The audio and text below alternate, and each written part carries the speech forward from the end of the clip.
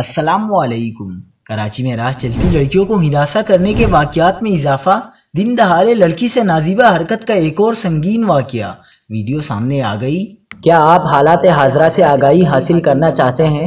خبر کے پیچھے چھپے اصل حقائق جاننا چاہتے ہیں تو ابھی سبسکرائب کیجئے دل مل پاکستان کو اور ساتھ ہی گھنٹی کے نشان پر کلک کر دیں۔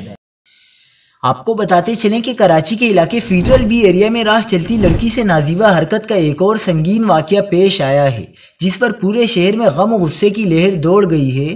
شہریوں نے سخت کارروائی کا مطالبہ کیا ہے۔